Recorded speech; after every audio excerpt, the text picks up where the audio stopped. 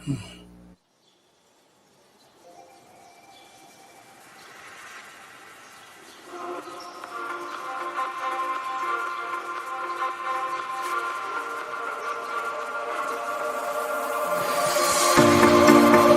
you to walk away. That was my first and last mistake. I'm blue without your face. But what can I do? 'Cause I'm just a sinking ship, and you're just a pair of lips that I've lost in the moment. All I want is for you to come back. Now I'm caught in the middle of life, and I need.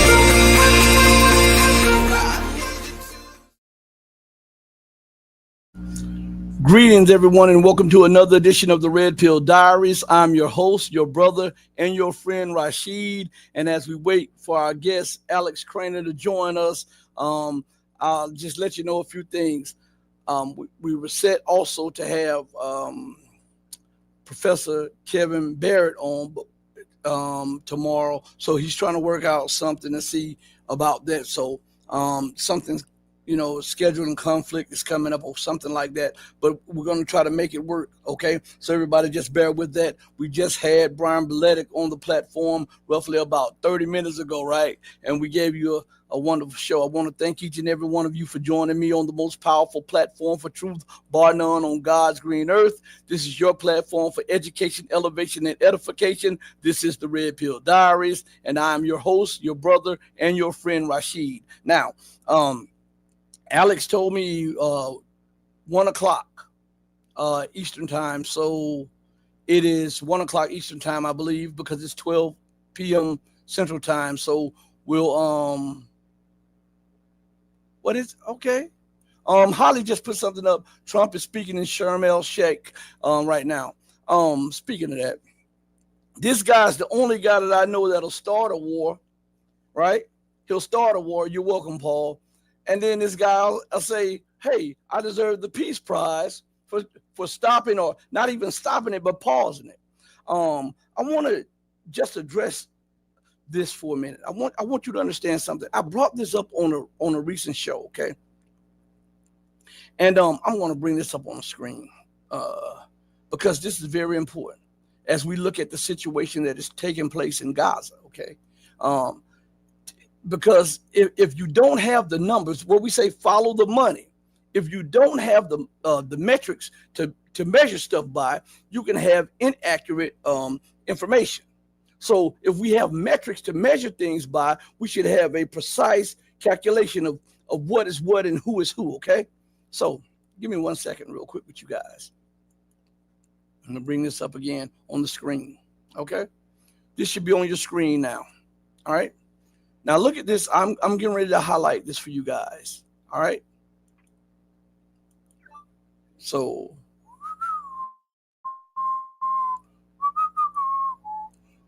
do you see that? Do you see that? Again, we've showed this the other day, but I want you to see this. This man is taking credit for bringing peace to the situation that he started. Holly's Horn says she thinks she sees Starmer too. Yeah, what did I tell you? The U.S. and the U.K. are one and the same. The U.S., the U.K., and Israel are one and the same. What did Joe Biden say? If there wasn't an Israel, we would have to go and invent an Israel for our interests. And what did they do? They went and invented an Israel for the U.S., the U.K. imperial interests, right? So now they're talking about a peace deal, right? Now I want to ask you guys, did Israel honor the peace agreement? Did the United States honor the peace agreement in the negotiations with Nasrallah and Hezbollah? What about the first couple of negotiations with Hamas when they were assassinating the negotiators? Huh? What about the assassination attempt in Qatar? What about the negotiations that they were holding with Iran? What about the negotiations that they held with Venezuela? What about the negotiations they were holding with Muammar Gaddafi? The negotiations they were holding with former Syrian President Bashar Assad? Are there negotiations, really negotiations, or as I tell you, when the empire finds itself in a bind, politically, geopolitically, economically, or technologically, what they do is rest, rearm, and recalibrate. Those are the three R's of empire: rest, rearm, and recalibrate. What you're seeing is the empire in Israel trying to save their image because the whole world has seen the masks come off of the bloody empire of the US and the UK. They saw it coming off in Ukraine. They saw it all across Africa. Now they're seeing it in Georgia. They're seeing it in Moldova. They're seeing it in Azerbaijan, right? They saw it in Iran. They're seeing it in Gaza. Now listen to what I'm telling you right now. How can a man who helped supply weapons for the conflict and funded the conflict and gave it political cover be the man to bring about peace? I'm asking. Yes, Holly, and there was an accident with a Qatari official in a car. The Qatar official was killed the other day, but yes, I understand what you were saying. There was an accident in a car carrying negotiators. Absolutely. What about the telephones blowing up? I mean, the walkie-talkies blowing up? Huh? What about all of that stuff? Are we to take these negotiations serious? Look at this on the screen. The U.S. gave Israel $21.7 billion in military aid during Gaza conflict. How in the hell can the EU, the U.S., or the U.K. be negotiators when they are the ones who armed? Israel could not have persecuted and prosecuted that war had they not had the financial and the military armaments and wherewithal given to them by the U.S., the EU, and the U.K. And these people want to act as if they're brokers. Now, I want to show you something. I'm going to go to a clip here. I want to show you something to show you how this is, okay? As we wait for Alex, and while we're going to the clip, it's a short clip. I want you to hear what was tied into the negotiations, okay? I've had this on my dashboard for a while, okay? And I saved it. And it just so happened I saved it for the perfect time right now, okay? I want you to listen to this, and I want you to listen closely to what this guy says the U.S., the U.K., and the rest of them, including Israel, had tied into the negotiated truce. And it's about food, okay? Listen closely to this. This is a minute and 30 seconds, okay? Pay close attention to this. From the beginning, it was very clear that the United States is a complete partner for this Israeli aggression and genocide against the Palestinian people. They are supporting them with weapons.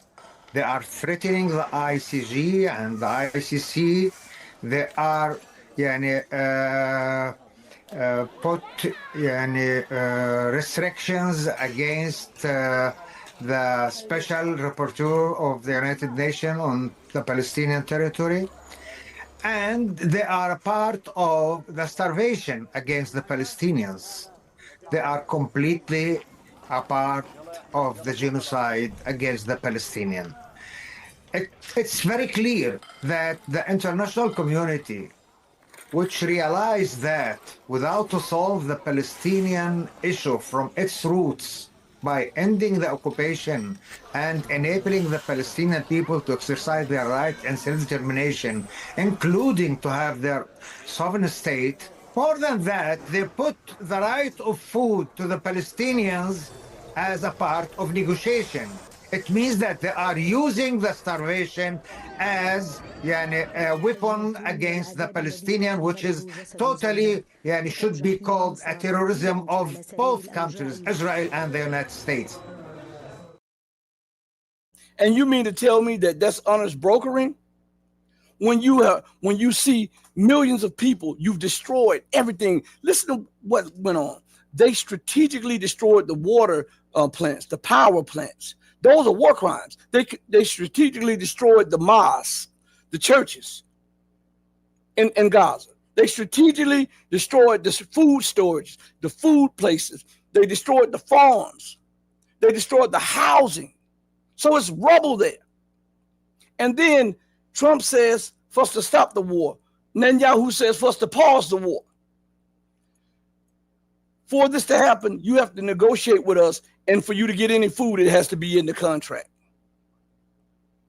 For you to get any food, you have to go by these deals right here. And there are thousands upon thousands upon thousands of people who are starving in Gaza right now. Right now, forced starvation. Because of this act of terror by the US, the UK, and the EU and Israel. Nobody talks about that. Why? I told you when I talk to you guys, I come with facts. And I just hit Alex up, so he may be joining us anytime, okay? So, listen.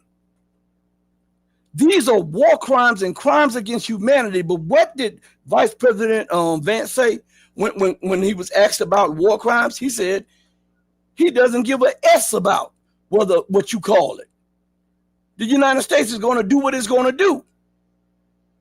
But you have people in the docket and people that are locked up for crimes that are so much smaller than that you call war crimes and crimes against humanity. That's the policy of empire. Do as I say, not as I do. Rules for thee, but not for me.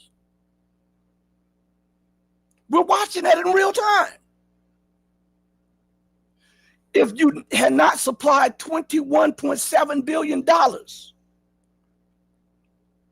there would not have been a sustained war on Gaza.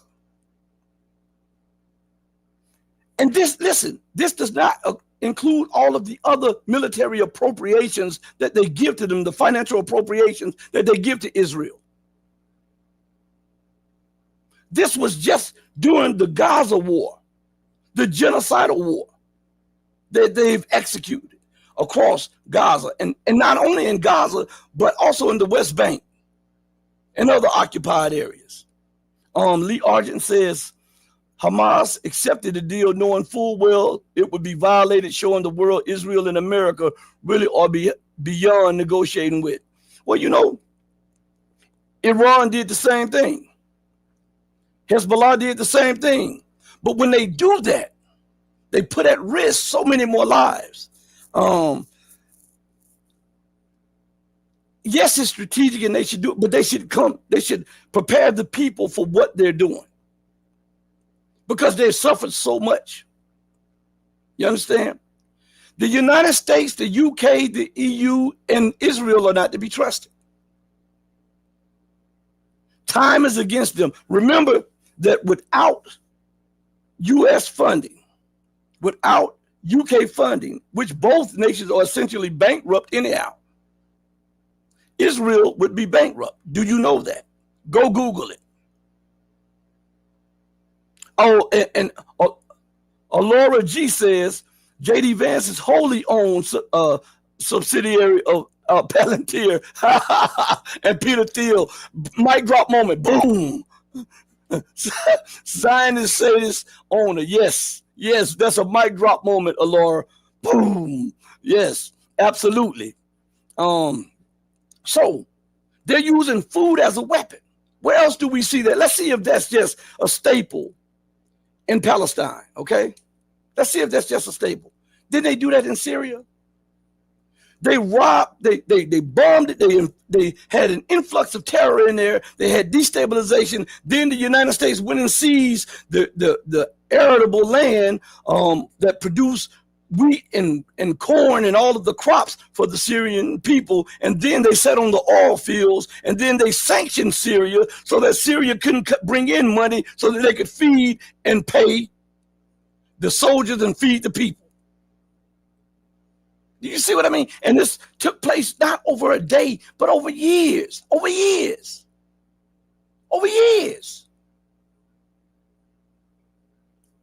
So let's look again and let's see if this is just isolated there. What did they do to Mali?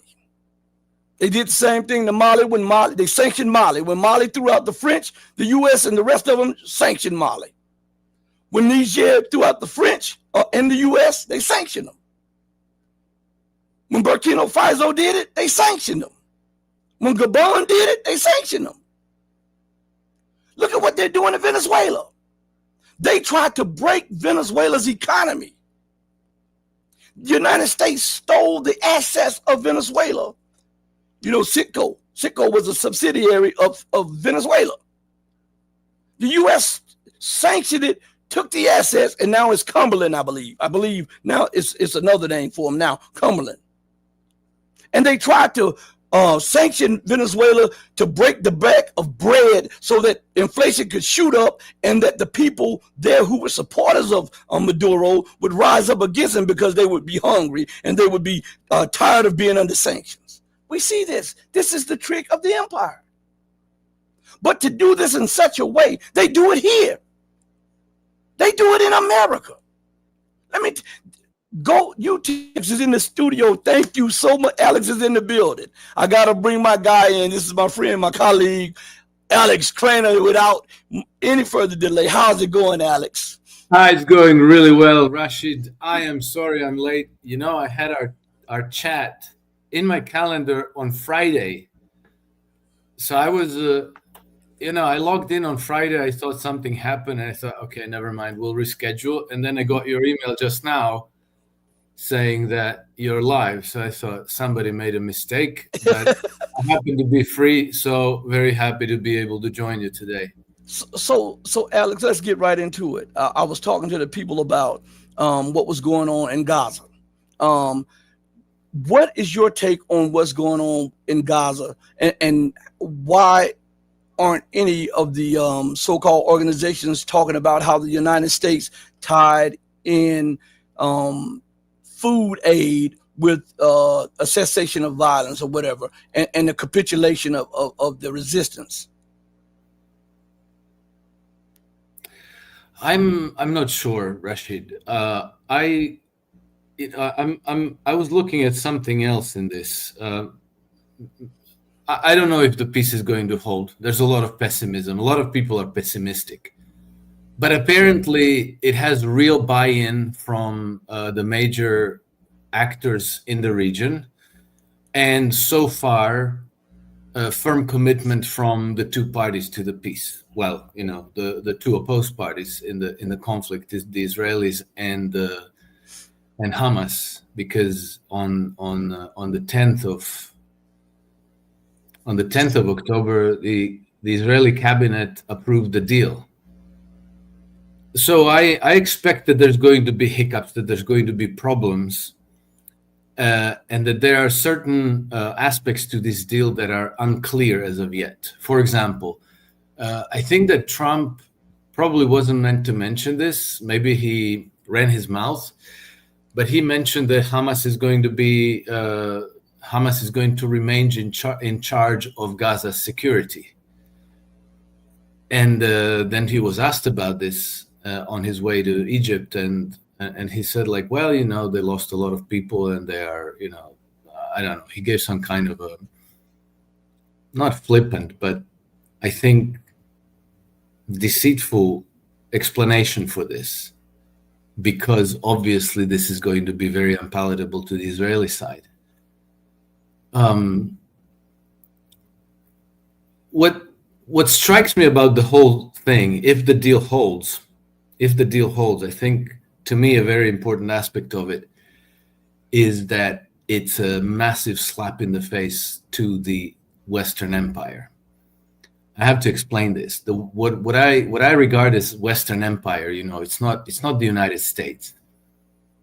It's not Great Britain. It's not NATO. It's a network of vested interests that has the agenda of achieving global domination, a unipolar global order, what they call the rules-based global order.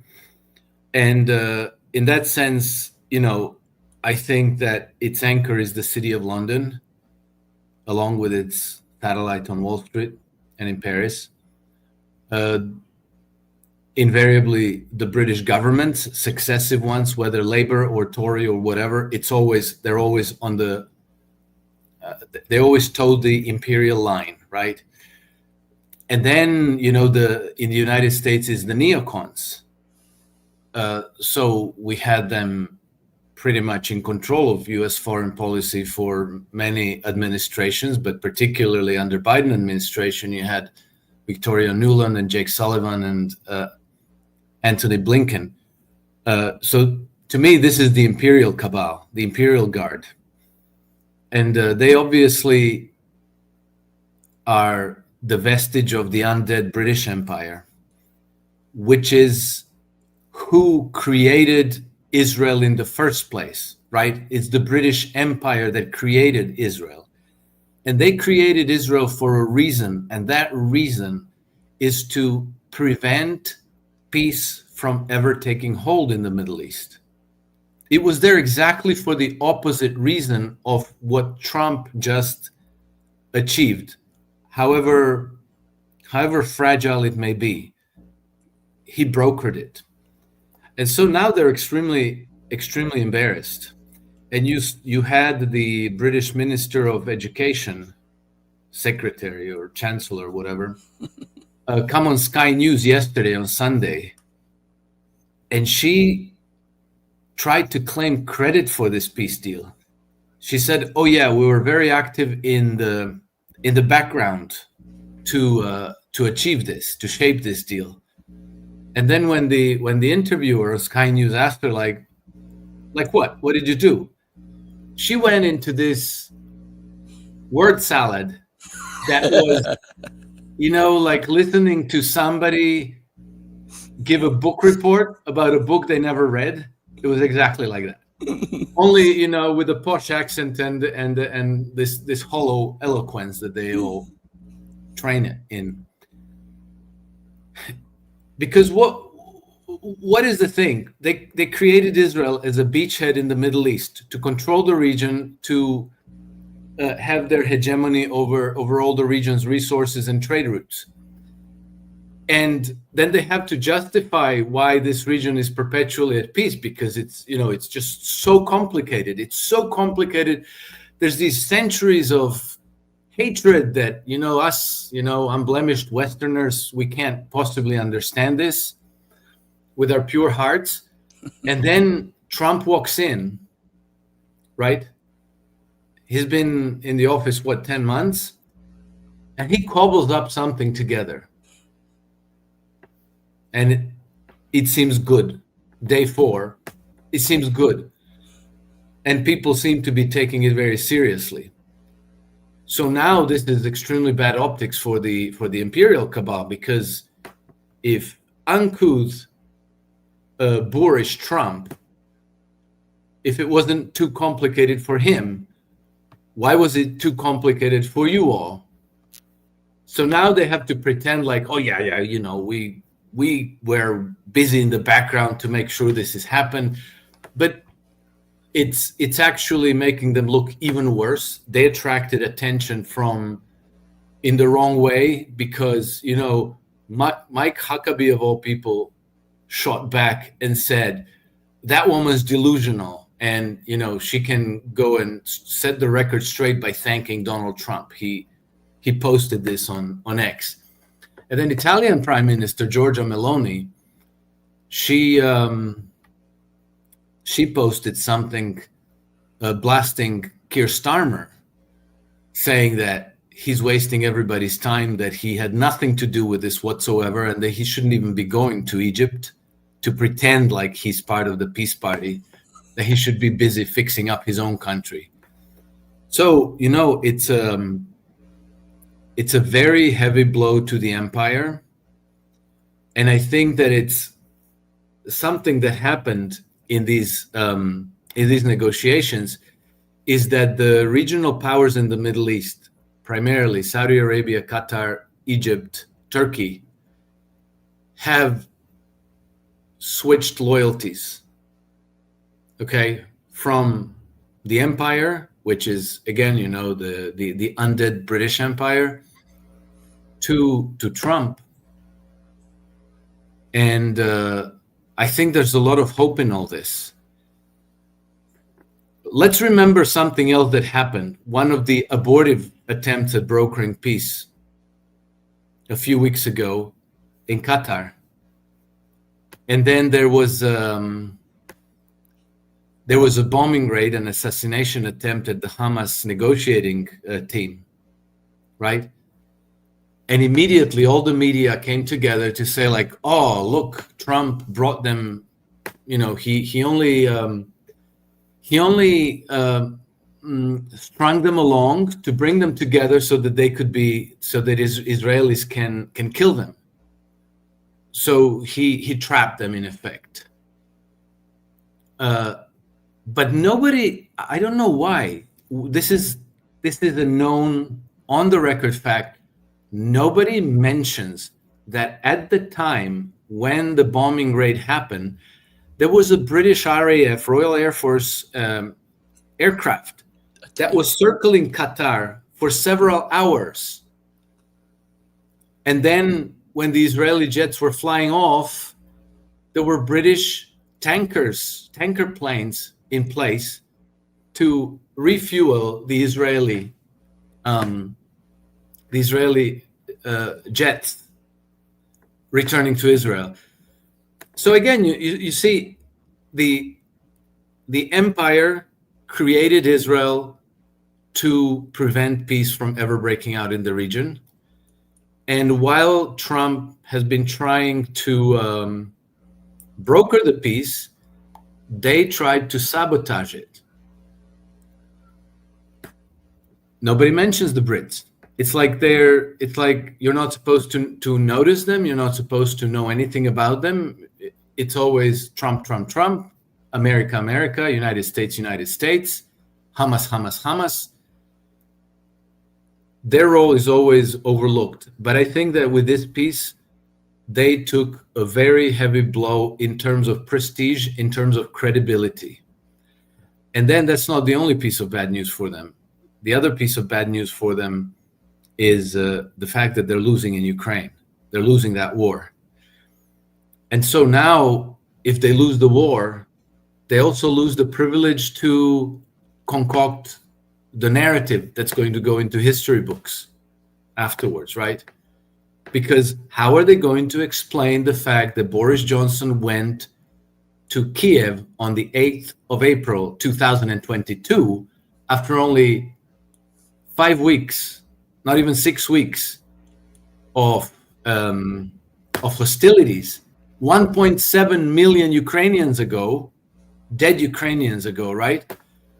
And he pressured Zelensky to not sign the deal, said, fight it out, we're behind you.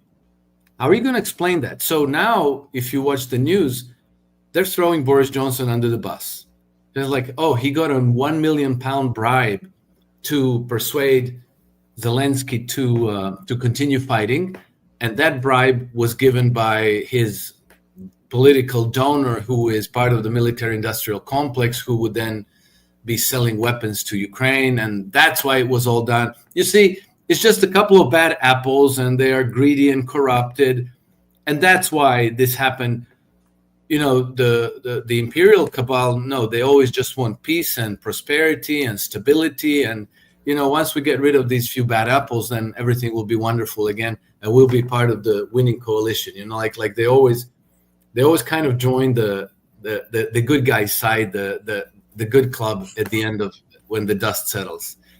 But it seems that this time it's not working, and people are calling them out for it. Because, you know, before there used to be this diplomatic decorum where, you know, you wouldn't call people out to their face for being deceitful and lying. Now this seems to have changed. Anyway, you know, with regards to Gaza and the Middle East, I think it's going to be rough. You know, somebody killed 4 of the Qatari negotiators in Egypt. I think we could probably make a list of suspects, and I think that most people would agree who comes on top of that list. There's issues with humanitarian aid. There's going to be issues with the Israelis continuing to kill the Palestinians. Apparently, they're just waiting for for all the hostages to be back, and that once the hostages are back, they're going to start shooting the Palestinians again. I don't know, but I have to hope that peace will hold, that the killing can stop, and that the food aid and construction materials and equipment can start making its way into Gaza, so that people can spend the winter in some minimal degree of comfort. Well, do you think this is also tightening up loose ends because of what's coming soon, the Iran-Israeli 2.0? Because think about this, even while negotiations are going on, the United States and Great Britain are continually deploying troops, weapons, on war material to the Middle East. They're not doing this just to play patty cake, because deployments cost money, and so does these weapons. And the weapons manufacturers need to make money by demonstrating their weapons. So, do you think that what is going on? They're trying to put the fire, or dial down the fire there, so that they can focus completely on Iran on their next go around. Well, that's one of the hypotheses. I don't know that one is true. We're in a blizzard of psyops. It's hard to know what is the truth. But on Friday or Saturday, so 2-3 days ago, Vladimir Putin came out and said that he received a message from the Israelis, I think maybe Benjamin Netanyahu himself, saying, we're no longer interested in going to war against Iran. And he asked Vladimir Putin to please convey that message to Tehran, to the Iranians. And apparently Vladimir Putin has done so. And then the Iranians themselves came out and confirmed that they have received the message from Vladimir Putin, that the Israelis have said that they're no longer interested in going to war against Iran. Now, if Benjamin Netanyahu says, we're not going to attack you, how far do you trust him? Not even as far as you can throw him.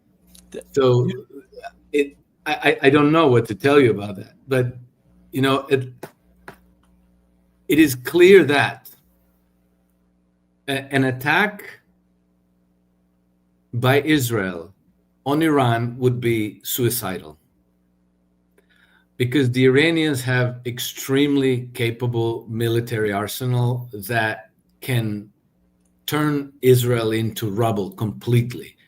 We had 12 days of war between Iran and Israel, in which Israel sustained extremely heavy damage. The Iranians never even used their most powerful missiles. And in Haaretz, in the aftermath of that war, there was an article in which the Israelis admitted that just one Iranian missile destroyed 28 buildings in Tel Aviv. Now, I don't know if that's true, but that's what Haaretz published. Well, that was 12 days. Iran has enough missiles and drones to keep up a conveyor belt of drones and missiles for 2 years straight, 24/7. There's going to be nothing left of Iran. Of Israel. Israel's whole long shot hope is to get the mess started and then to draw the United States to fight their war for them. But this is no longer 1990s. The United States can't fight that war for them. It would be disastrous for the United States. The Iranians can reach all 60 of Western military bases in the region with 22,000 American troops there. And it can reach their naval assets near the Persian Gulf, in the Red Sea, and everywhere. And they can sink them. They have extremely accurate hypersonic missiles. There's no defense against them. They can sink those ships. Thousands of American sailors and Marines are going to be sacrificed. Trump understands this. The people at the Pentagon understand this. They don't want this to happen. So I suspect that Trump probably told Netanyahu, look, you start something with Iranians, you're on your own. We're not interested. And you know why? Not because he's nice, but because he knows that it would be political suicide for him. Like if a few thousand American sailors end up on the bottom of the sea, that will be the end of his administration, the end of his political career, the end of everything he's trying to accomplish.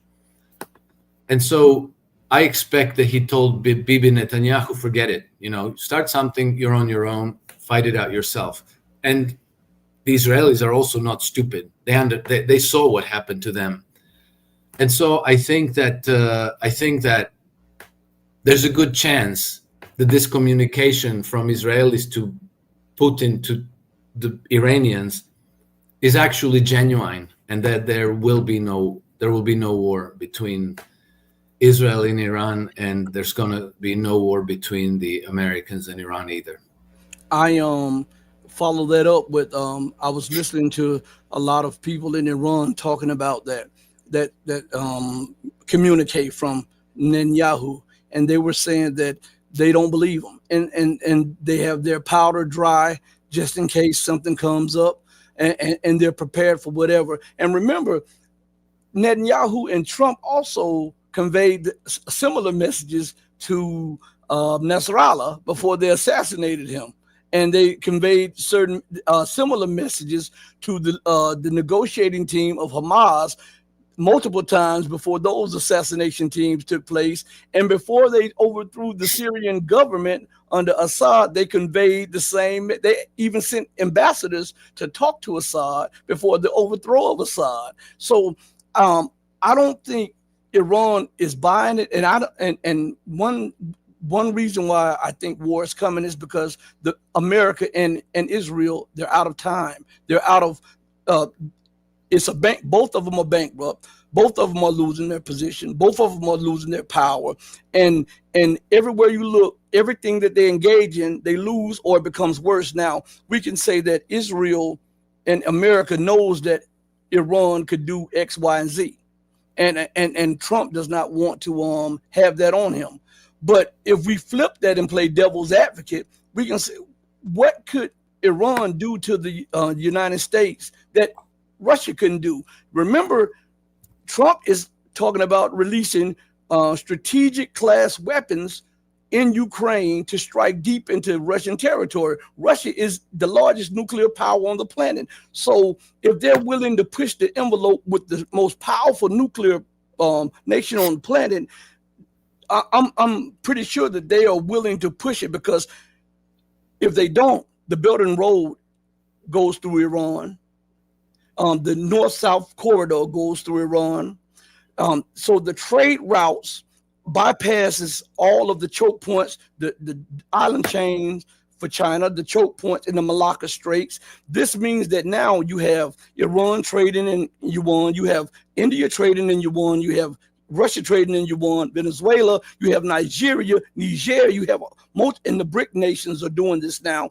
This is a threat to U.S. hegemony and dollar hegemony, which means that in essence is a threat to the rules-based international order. And I believe these people are so psychotic and sociopathic that they're prepared to burn the whole building down if they cannot get what they want, and they're willing to risk anybody. And we see that, how they have risked 1.7 million Ukrainians as if it was nothing. No, I agree with everything you said, Rashid. But there's, we have to be, clear that Donald Trump and his government is not the same as Joe Biden and his government. This is no Jake Sullivan and Anthony Blinken diplomacy. This is something else. If you follow the media, if you follow the official narrative, you would think that the United States is forever unshakably devoted to Israel, no matter what, until the end of the world. This is not the reality. I've been saying now for months, probably maybe years, since Trump had his first term in office, that if I were a Zionist, if I were an ardent Zionist, that I would not trust Trump.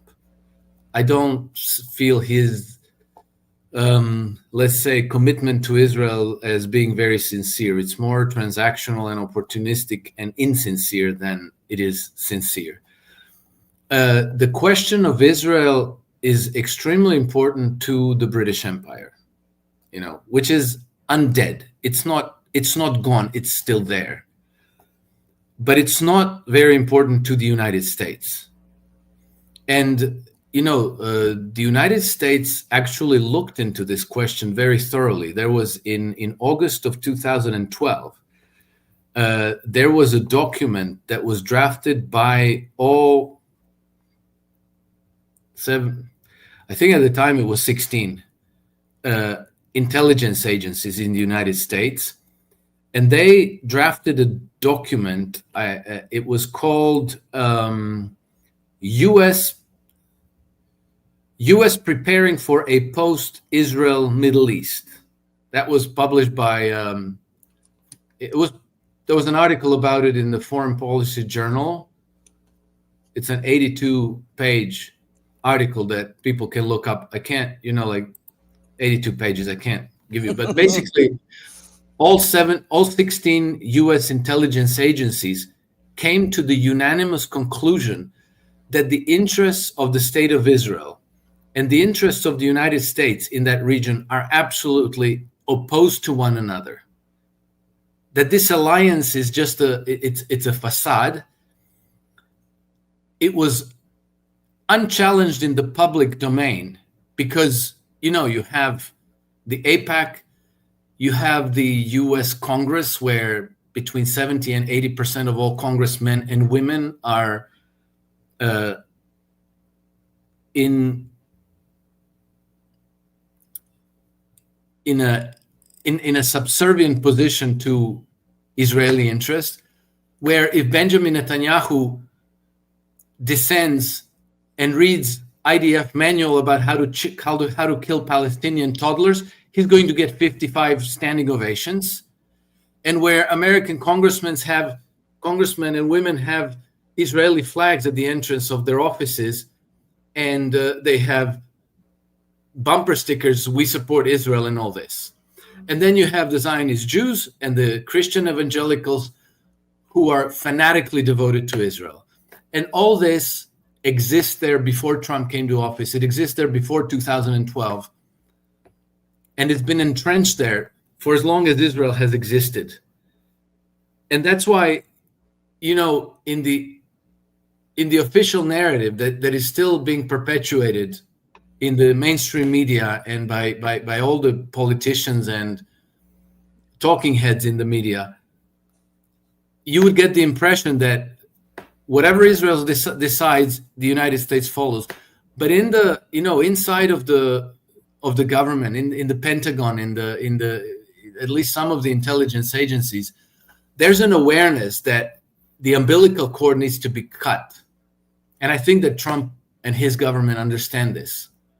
Of course, how are you going to do this without committing political suicide? Because again, we're talking about the Congress that's more loyal to Benjamin Netanyahu than they are to Trump. The media, we're talking about the 60 million voter bloc that is fanatically devoted to Israel. So I think that there's, on the facade, that reality still exists. Behind the facade, it's all crumbled and rotten. And I think that there's really a chance that a real peace is going to take hold. I'll give you also a transactional angle, purely because that will be the most compelling reason probably to Trump and people around him. Iran is a very resource-rich country. There's a lot of opportunity to do business there for American corporations, for American banks. Israel is a money pit, an infinite money pit, which has reached the end of the road, and which cannot be salvaged. I mean, Israel is done. It's finished. You can give them all of your weapons, you can give them all of your money, and it still won't change anything. You can just maybe afford to kick the can down the road a tiny little bit farther. So even if you're just transactional, cold, calculated bastard, you ask yourself, do we continue pouring all our assets into Israel and antagonize everybody else in the region? Or do we talk to other people and say, like, hey, what do you got? We can build you nuclear power plants. We can help you develop your oil sector. We can build hotels and resorts, and so on and so on. It's a fairly easy calculus to do. So that's why I think that, a lot of these tie-ups that are going around are a little bit skin deep, and I'm not sure.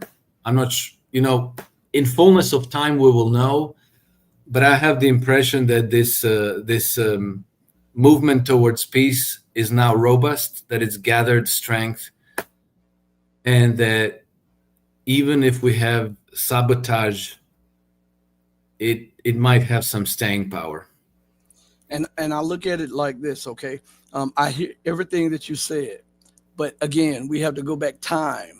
The United States is $37 trillion openly in debt and hundreds of trillions of dollars behind closed doors in debt.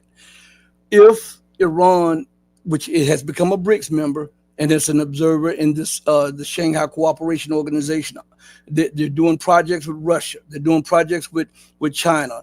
They've opened up their own oil bores. All of this stuff is going on, and this is to further cement the global South. America, her leadership, they're so juvenile in their thinking, and I think it takes a person who was raised in America underneath. They're so juvenile that they don't want to sit at the table with anybody on an equal playing field. It's always us and then you. That's why their policy is to prevent any nation or combination of nations from being able to challenge America militarily or economically or technologically. And Iran is the weakest link at this moment in the BRICS and what the world is trying to do to change to a multipolar system. So they feel that if they can take Iran, and it may be a shot in the dark, but when empires become desperate, your rationality goes out the window. And so if they can take Iran, then they can kill multiple birds with one stone. They can break up the Belt and Road, the Northwest Corridor. They can surround China. They can surround Russia. They can do this, and the empire may live to see another day. But if they don't do that, they've used up all of their political capital by setting up negotiations, backdooring people, backstabbing people. They are sanctioning people, alienating people. So their only option now is war.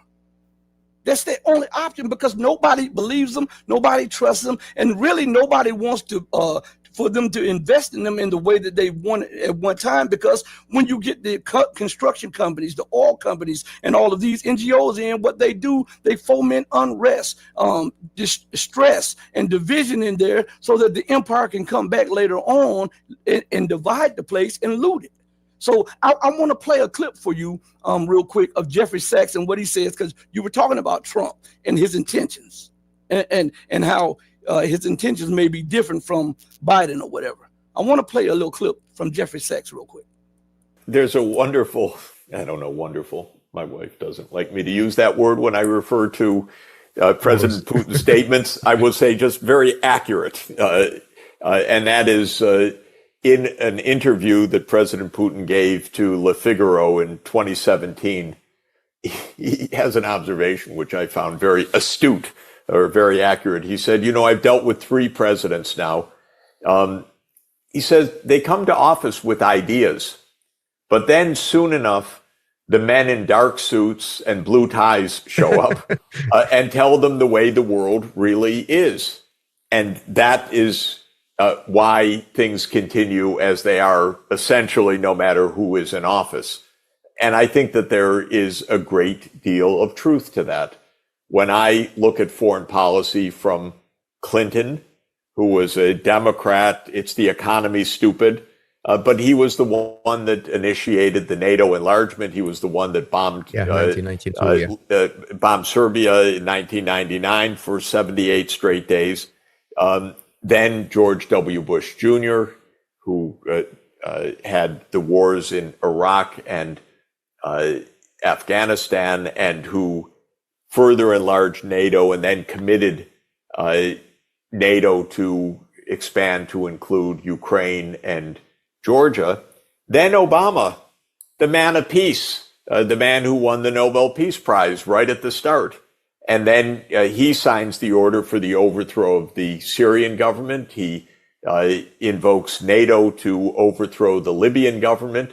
He sends Victoria Nuland to overthrow the Ukrainian government. Well, come on. This is not proper behavior or in line with the public perceptions and precepts. Then Trump, he continues the arming of Ukraine. He, of course, doubles down on Israel in the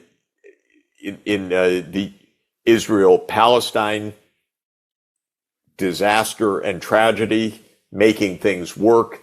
He rejects a peace agreement with Iran, which would have denuclearized Iran in return for dropping U.S. sanctions. So he leaves the world less safe. Then Biden, who's supposedly the opposite of Trump, comes in. And what does he do? He refuses to negotiate with Russia. He relishes the Ukraine wars leading to Finland and Sweden joining NATO. He continues to pledge at disastrous cost to Ukraine, by the way, that NATO will enlarge to Ukraine. It leads to ongoing war. It leads to destruction of Ukraine. It leads to the impossibility of a peace agreement. And that's Biden's policy. So that's 5 presidents in a row that I think have made me much less safe than we were in 1992 when the Russians had just become independent and said, we want to be friends with you. And the United States said, well, that's fine. Get in line and, respect us because we're going to run the show now. And this is essentially our circumstance. We are more in danger, but every president, supposedly left or right, basically has listened to the men in the dark suits and blue ties. So thank you, Alora G, for the $5 super chat. She says, what if the globalist goal is to destroy BRICS, not regular business transactions? Globalists won't go quietly. Thanks. Now, on her point here is that everything is dependent now on the rise of China and the reemergence of Russia for the global, for this multipolar world or something. The United States will not take kindly to that, and her world is falling. This is what I'm trying to say. Her position is declining. Her reach is being pushed back. Her political say is being pushed back. At every point where she once dominated, and she's no longer the dominant power. Hell, if you look, Iran has hypersonic weapons. North Korea has hypersonic weapons. The Houthis have hypersonic weapons. Russia has hypersonic weapons. China has hypersonic weapons. And even the great big bad United States does not have hypersonic weapons. And what I'm saying is they see their world teetering on collapse. And they see Iran as the linchpin because of where it is. And this is why Trump never denounced American imperialism. I hear all of the presidents before them. They always say America must lead. America must do this. They just have a different way of presenting imperialism. They don't want America to be equal or second fiddle. They want America to be the top. And for that to happen, when her world is collapsing and the debt continues to accumulate, remember, this is a service-based economy. They don't produce anything. So the dollar is accepted just on good faith. Now we're seeing different areas of the world saying no longer, no. We'll trade with each other. We'll do this. And Iran stands right in the center of that. For them to have a chance to maintain their world order much longer, they have to take out Iran. They got to try to take out Iran, or else the whole empire implodes. Yeah, but Rashid, the whole empire implodes anyhow, right? With or without taking out Iran. Because there hasn't been an empire which hasn't imploded in the history. Absolutely. Empires invariably deplete their host nations. Invariably. This is something that happened to the United States as well. The United States has been on this trajectory not for the last 10 months. It's been on that trajectory for at least 30 years. Mm-hmm. And there's no reversing it, even if you take down Iran. And you mentioned $37 trillion of debt.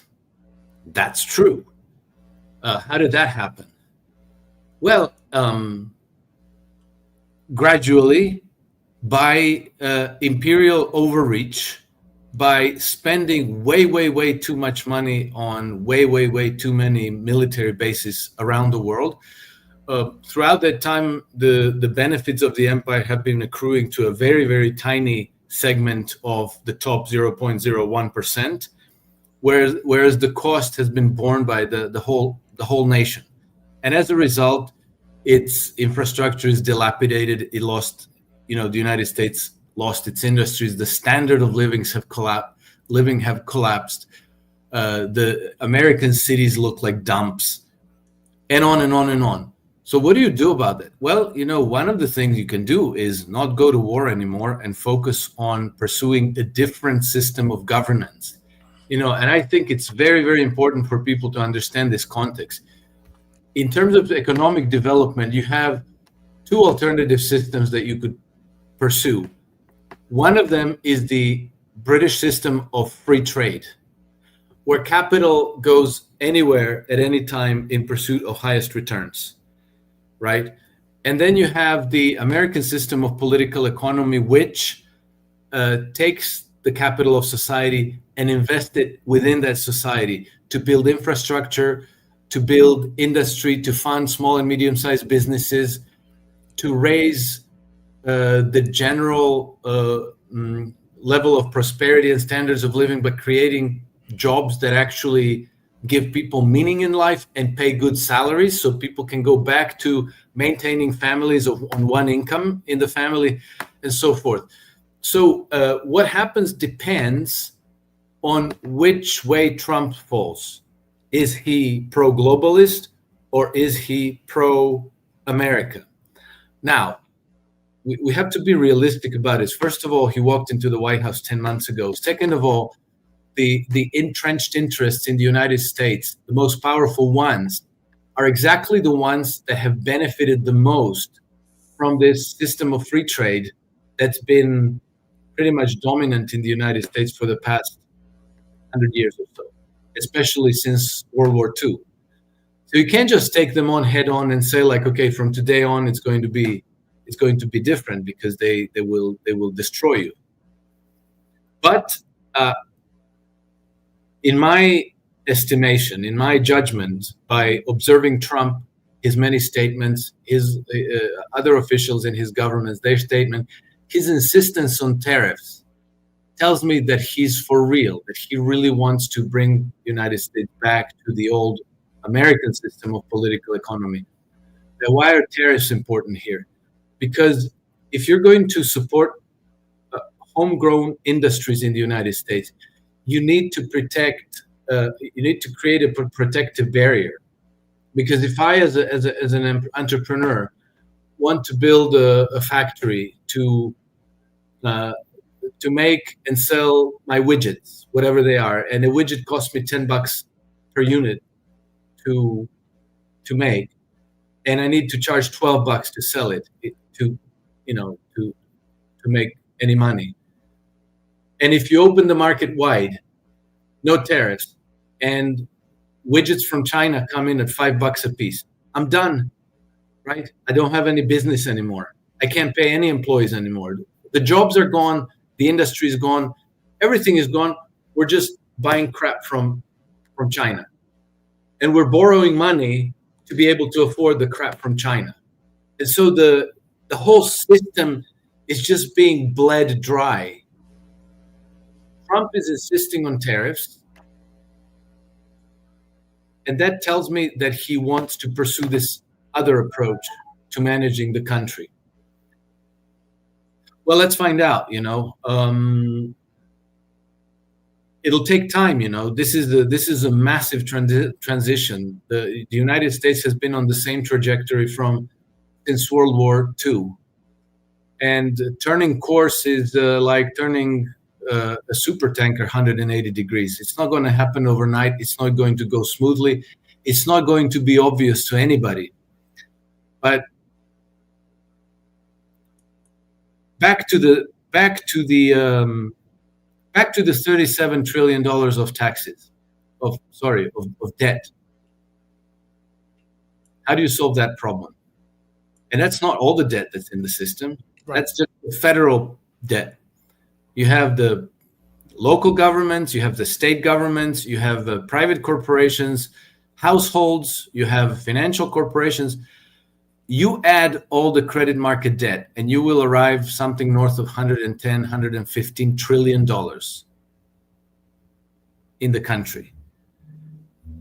That works out to, I think, something like $500,000 per household. It's that ain't getting paid back. And you can go to war with Iran. You're still not going to pay that back. You're not going to pay back the federal government debt. And you can go to war with China and with Russia. Every war sets you back, right? Every war sets you back. You're not being better. So what do? You crash the dollar and you pay those debts with worthless dollars, which is, default through inflation. As it happens today, the biggest foreign holder of U.S. debt is who? The Federal Reserve. No, foreign. Oh, Japan, right? No, Japan. Not anymore. It used to be China, it used to be Japan. Now it's the UK, apparently. So you're going to shaft them. Okay. They've been, people forget who you declared independence from. People celebrate Independence Day, but the whole idea of independence from who got lost? Great Britain. Great Britain has been the massive leech on the United States since the beginning. And so I think that somebody's going to get shafted. It does appear that this time it's going to be the Brits. It's not going to be an easy transition because if you crash the dollar, you're going to destroy the purchasing power of people's savings domestically. But it appears to me that what I read Stephen Mirren's paper, which, okay, I have some questions, but it doesn't matter. It seems to me that the way Trump and his governments are going to try to solve that problem is by creating dual circulation. So there's going to be a domestic dollar, and there's going to be a foreign dollar that's going to be used as a trade currency and as a reserve currency for whoever uses it, right? And that way you might be able to insulate the domestic markets from any external shocks. And you might also be able to crash the foreign market without doing too much damage to your domestic economy. So are they going to succeed at this? I don't know. We're only going to know when this starts to happen. But this is apparently what they're planning to do. And this is what you're going to have to do because there's no way you're paying $500,000 worth of debt per household. It doesn't matter what you do. And going to war against Iran doesn't solve anything. It only makes things a lot worse, because you have to win, and you can't win. You can't win militarily against Iran, and they know this. So I doubt that they will do this. And they did the same thing. They knew that they couldn't win in Ukraine, and it would only make things worse. And yet they did it because of the insanity of them. But, Now, you're right, but that wasn't Trump. Oh, Trump was part of it, because his first administration, he helped fund the training and arming of the Ukrainian troops in his first administration. He was one of the ones who upped the funding in it. What Trump did is he started giving lethal aid to Ukraine in, I don't know, like Javelin missiles, anti-tank, this and that. But actually, those were deemed defensive weapons. Doesn't matter. That was wrong, and it was a mistake. But mistake done or mistake not done, the policy course has changed. The coup happened on Obama's watch, and even Obama, actually, I've looked in very small detail into how this happened. Even Obama wasn't on board with that. Obama was dragged into the picture. The people who were on board with that were strictly the neocons, and neocons in the Obama administration exerted concerted pressure on Obama to come on board after the coup in Ukraine. And then the arming of Ukraine took the cooperation between the CIA and Ukraine started in 1991. The cooperation between NATO and Ukraine started right about that time, but by 1997 already they had formalized agreement on distinctive partnership, which they signed in Madrid in 1997. And from then on, it just went. It had its momentum, and Trump had a role. But when he says this is not my war, this really is not his war. It's primarily Biden's role, and the administration that was put together around Biden. I don't know if Biden even knew where he was, but people like Blinken, Victoria Nuland, Jake Sullivan, they knew very well. Jake Sullivan is tight with Hillary Clinton, but he's also tight with Jonathan Powell, who is the former chief of staff to Tony Blair. Remember, any formula that leaves out the city of London, you're missing an element, and you're probably missing the most important element in understanding that formula. So, 12 days after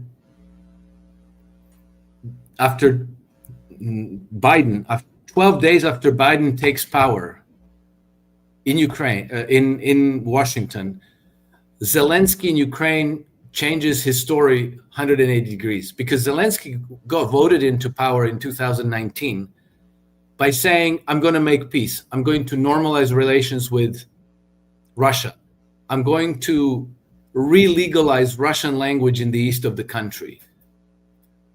People overwhelmingly voted for him.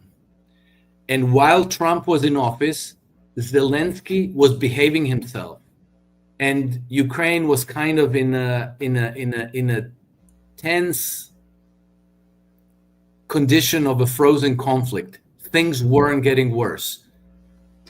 Biden gets into the White House. Things start to deteriorate precipitously immediately. After his first phone call with Biden, Zelensky immediately goes,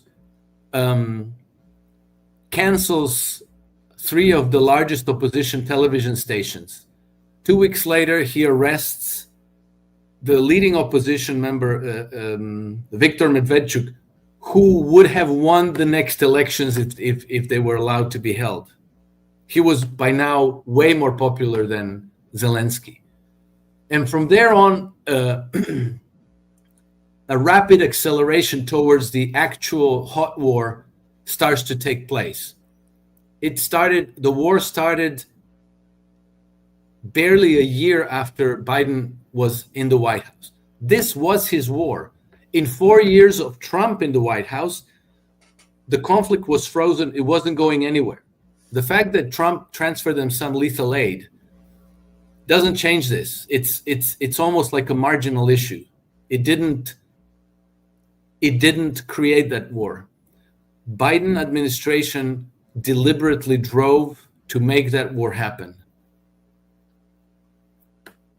I believe it's a continuity of agenda, as Brian Berletic and I often say, regardless of the president. They may have a little latitude left and right, but the car is still going to go on that policy by those think tanks and those powers behind. And I want to, since you were talking about a debt for a minute before, because I know we don't have much time left, I want to play this 2-minute clip for you about Jack Ma and how he's talking about the situation with the United States and how they blame everybody else. And this comes courtesy of Jimmy Dore's show. So I want you to just listen to this. Jack Ma, so he created Alibaba, which is the Amazon of Asia. He sees it clear as day. For 3 decades, the United States corporations raked in obscene amount of cash. So let's listen to Jack Ma. Let's listen to what he says.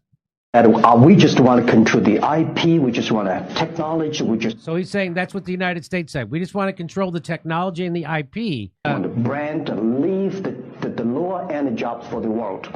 Great strategy.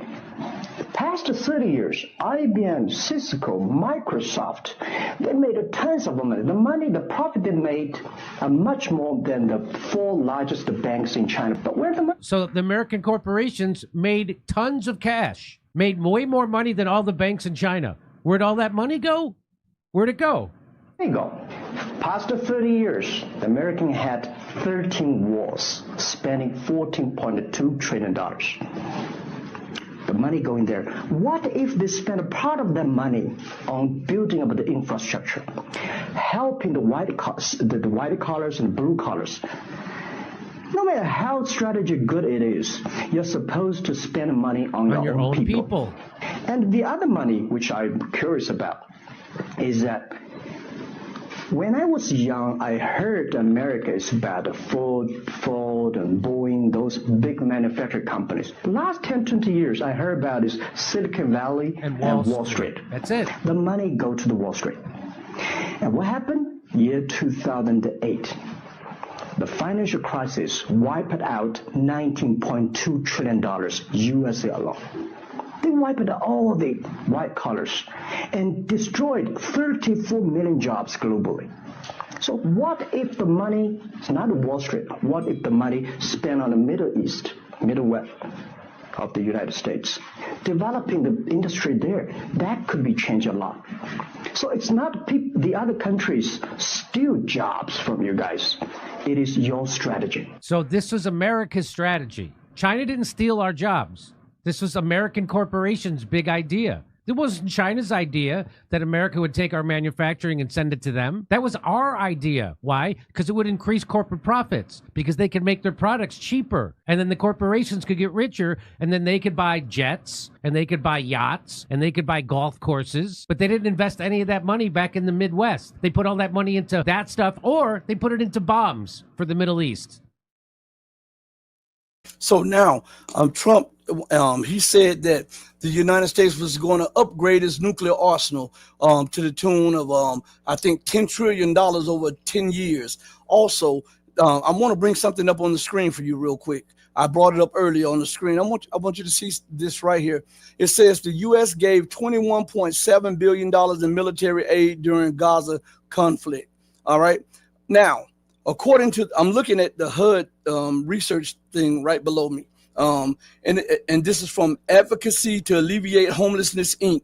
You can go to their website. They have the whole PDF file about the HUD study and stuff.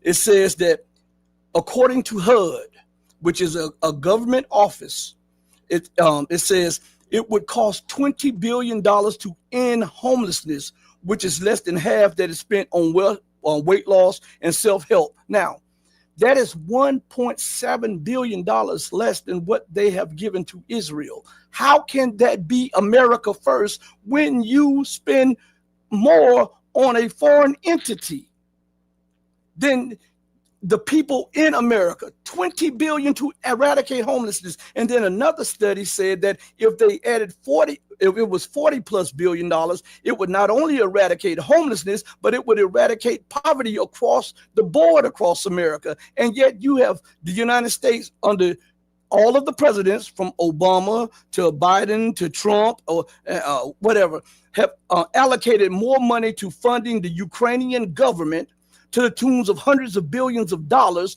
when only 40 billion was necessary to eradicate homelessness and poverty at home. Yet they're cutting pensions and benefits for veterans, Head Start, for college students, for schools, for free lunches, and yet they're paying the bills. How can that be America first? And how can that be not a spit in the face to the people? Well, it isn't. I mean, that's clearly wrong. But you know what? What Jack Ma was laying out there is exactly this choice between two systems of governance. Are you going to go with free trade, or are you going to go with investment in your own economy, in your own infrastructure, in your own small, medium-sized businesses, education, healthcare, security, safety, and so on and so forth. So that's not a thing you can do with the flick of a switch, because you're going to have extremely powerful vested interests that are going to try to pull the system to where their privilege originates, which since World War II, since even before World War II, was this system of free trade that says you make money by selling stuff anywhere in the world. And that money, you can invest it anywhere in the world. You know, you don't have to invest it at home. You don't have to create jobs at home. You can create jobs in Mexico and in China and in Taiwan and in Africa. Well, you know, if you create capital controls, if you introduce tariffs, you begin to change this. But it's going to take time for people to be able to make those investments, hire people, produce crap, repair the infrastructure, and so on. That's not going to happen in a year's time. You know, Russian transformation from being the last dump in the world in 1999 to today has been going on for 25 years. And I was in Russia in 2006, and it looked like a dump. And then I was in Russia in 2015, and it looked very nice. It looked like any normal Western European place. Today, Russia has eclipsed Western Europe and probably the United States as well. Well, at least in terms of, you know, infrastructure and, you know, cleanliness and safety cities of the cities, healthcare and, you know, public transport and those kinds of things. It takes a very long time, you know, it doesn't happen overnight. And so a lot of this shit where certain vested interests have control over certain flows of money are going to take a long time to mop them all out. And maybe they won't get mopped out, you know, maybe it's going to be like the Western Roman Empire, where these interests are going to keep a stranglehold over society and keep everybody else hostage to their interest to the bitter end until the whole system is destroyed completely. I think that it largely depends also on the American people. You know, you simply have to demand those changes. You have to exert pressure. Changes are happening. You know, no political system can resist concerted pressure from their people. This is why they're distracting you with bullshit nonstop. This is why we are living under a hailstorm of psyops. You can't even know what to believe anymore. For that reason, I think it's extremely important to keep in mind the context. You know, what are the two alternatives that we're fighting between? It's two systems of governance. One of them is the imperial one, the one that creates colonies, the one that shifts money between colonies and the financial centers like the City of London and Wall Street. The other one is the other one is using capital to build up the domestic economy. Now, it's very hard for people to imagine this because we have all grown up under this system of free trade for a few generations. It's hard to even imagine what but the other system, it's called Hamiltonian, right? Because it was promulgated by Alexander Hamilton in the beginning of the 19th century.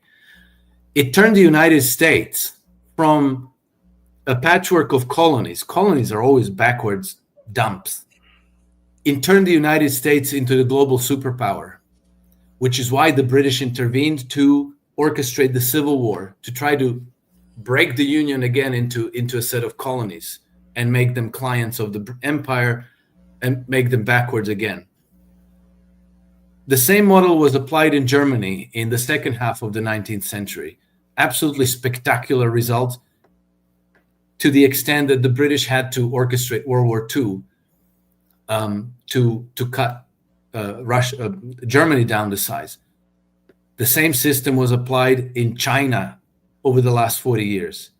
So the difference is absolutely spectacular. Look, I'm going to publish something soon on my Substack about this. I'll try to make it. This is really important to know and understand, so that you know what you're fighting for. I'm working now to try to make it digestible because not everybody studied economics, not everybody tolerates the bullshit jargon that's being So I'll try to put this together. I mean, I already have, but it takes a while to put together, and because I want to put it also into a video. But pay attention to this and understand that your destiny is in your hands. No political system can resist the power of the people. I promise you that. History is 100% a testament to this. So if anybody out there thinks that they're helpless and that there's no way to change anything, you're wrong. Man, once again, Alex, thank you, man, for your time, man. I really appreciate it, man. We have to play devil's advocate sometimes, and we have to, because I saw someone in the comments say, stop. I'm not going to use the curse word, but it's being, and because I was bringing up certain points, I want to tell that person on this platform that, listen, on this platform, you're allowed to have different views. You're allowed to speak your mind so long as it's respectful. We don't cater to the Democrats or the Republicans because they're both two sides of the same coin. What we're trying to do is provoke thought so that you can prepare yourself and get as much information as you can so that you can see what's going on and empower yourself to protect you and your family from what's coming down. In closing, Alex, do you have anything to say to the people? Yeah, absolutely. Well, what you just said is very important, and I think it's fair because we really are in a hailstorm of psyops. It's very difficult to know what's true and what's a psyop, what's real and what's fake. And so, we're all doing our best, and even if you have all the information in the world at your fingertips, it's still not obvious how exactly to interpret it. But even if you would disagree with somebody, understand that you're on the same side as them. So cultivate respect for one another as much as possible, because you're going to be wrong today. They're going to be wrong tomorrow. But we're all learning from one another. And so this is just a conversation. This is bouncing ideas, learning from each other. And it's like sifting for gold. It's not all gold. Most of it isn't. But the more we do this, the more we refine the truths that we need to light the path forward.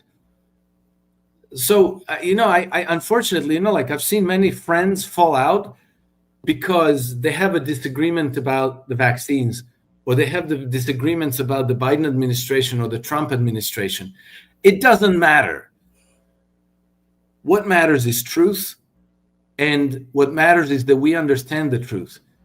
You can see how panicked they are at the idea that we're starting to work it out, i.e., Larry Ellison buying TikTok because they realized that the horses have bolted from the stable, and now they're trying to reverse it and get them back.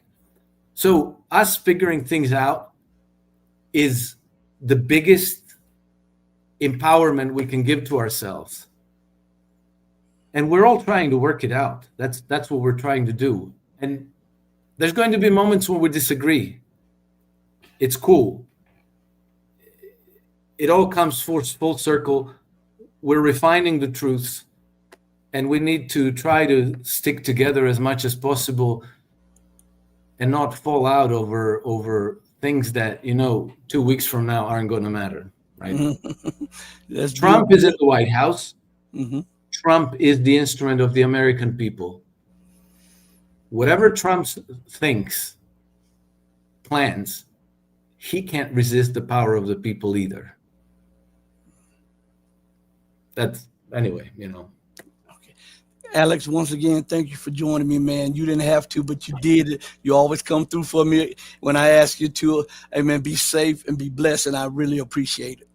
You too, Rashid, and all your viewers and listeners. Rejoice and stick together. I think we're in a good shape. We're on the right track. All right. Salute to you. Everybody, listen, as I always say, do right by others, not because there's some material gain or some accolade. Do right by others because it's the right, the godly, and the humane thing to do. Because even when no one else is watching you, God Almighty is watching you. As my late mother used to always say, God sits high, but he looks low. Know that I love each and every one of you who loves truth. But know that the love that I have for you will always pale in comparison to the love that God has for you. Until we next speak again, stay strong, stay true. But remember this most of all, to stay righteous. Hey, mama, your baby boy loves you more than life. Thank you, everybody, for joining me. Share, like, and subscribe. Peace. We're out of here. Deuces.